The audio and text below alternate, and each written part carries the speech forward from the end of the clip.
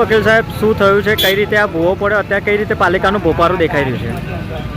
ખૂબ જ ગંભીર બેદરકારી પાલિકાની જણાઈ આવી છે.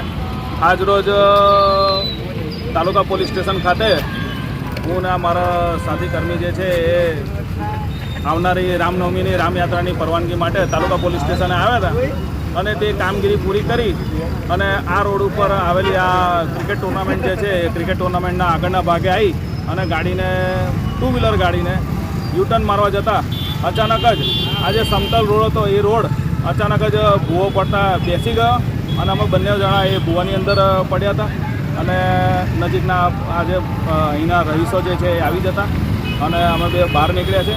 બાઇક બહાર નીકળી તેવી પરિસ્થિતિમાં નથી અને આજુબાજુના જે રોડનો જે ભાગ છે કિનારીઓ એ પણ ધીરે ધીરે તૂટી રહી છે. એટલે એ જોતાં પણ એવું નક્કી કર્યું કે આ બાઇક અત્યારના કાઢવું હિતાવહ રાખતું નથી એટલે ચોકડી પર એવું ને એવું યથાવત રાખ્યું છે. રિઝ્યુમમાં શું કહેશો? ખાસ કરીને કોર્પોરેશન હજુ રોડની કામગીરી ચાલી રહી છે, પરંતુ આ પ્રકારનો ભૂવો પણ મોટી જાનહાની પર થઈ શકે. મોટી જાનહાની એટલે નસીબ જ કહેવાય.